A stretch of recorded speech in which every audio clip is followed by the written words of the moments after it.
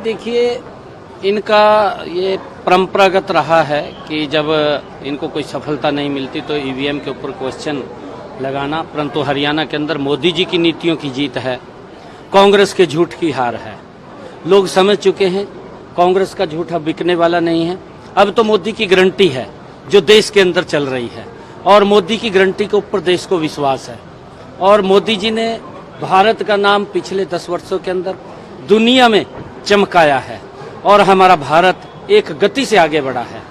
हमारे लिए बड़े परम सौभाग्य की बात है कि आदरणीय मोदी जी का जो संकल्प है कि 2047 तक ये भारत विकसित राष्ट्र बनेगा, उस विकसित राष्ट्र के अंदर हमारा हरियाणा मजबूती से मोदी जी के साथ कंधे से कंधा मिला करके खड़ा है। मैं आज मां कामाख्या की इस पवित्र भूमि पर यहाँ पर आया हूँ।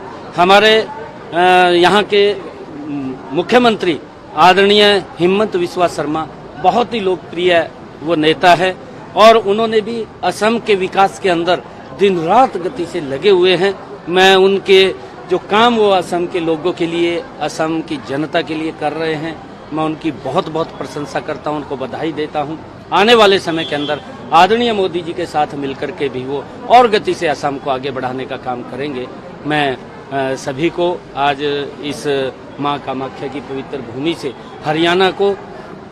हरियाणा के लोगों को मैं बहुत बहुत बधाई और शुभकामनाएं देता हूं कि उनका स्वस्थ उत्तम हो, हमारा हरियाणा विकास की गति में आगे बढ़े। ऐसी मैं मां कामाख्या के चरणों में आज प्रार्थना की है। नेशनल कॉन्फ्रेंस और 370 आर्टिकल 370 रिस्टोर करने की बात कर रहे थे, कांग्रेस ने भी इस पर सपोर्ट किया जम्मू कश्मीर में।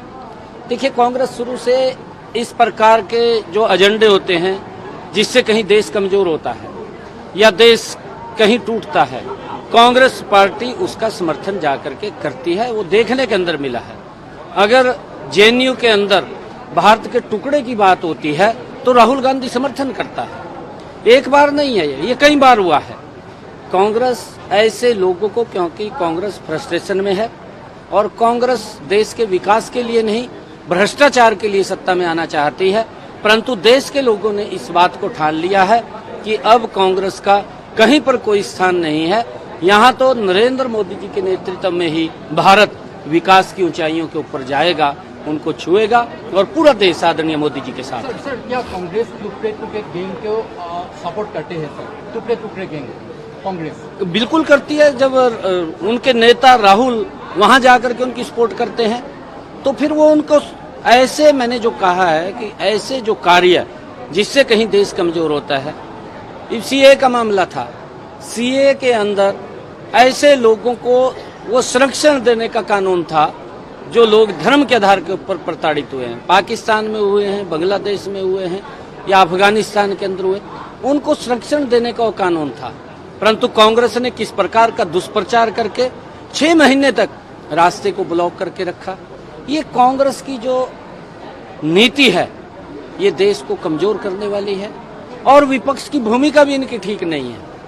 किस प्रकार से लोगों को, किसानों को, हमारे हरियाणा के अंदर किसानों को भड़का करके अपनी स्वार्थ सिद्धि का काम। अभी उनके एक किसान नेता का वीडियो वायरल हो रहा है, अगर आप लोग देखेंगे, कि हमने कांग्रेस के लिए काम किया, ये इस प्रकार के शब्द बोल रहे हैं। आप अगर उसको चलाएंगे, देखेंगे तो उनकी मंशा जाहिर आ रही है कि किस प्रकार से पीछे से कांग्रेस पार्टी किसानों को भड़का करके देश को नुकसान करने का काम किया है, किसान का नुकसान करने का कांग्रेस पार्टी ने काम किया है, और युवाओं को, सैनिकों के बारे में, खिलाड़ियों के बारे में किस प्रकार का दुष्प्रचार किया।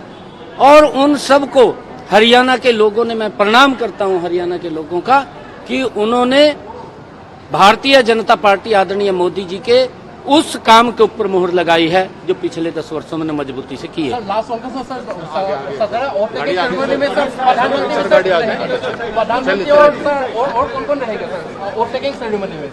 हमारे सभी एनडीए के नेता वहां पर रहने वाले हैं, और एनडीए के हमारे नेता रहेंगे, सभी हमारे प्रदेशों के मुख्यमंत्री रहेंगे।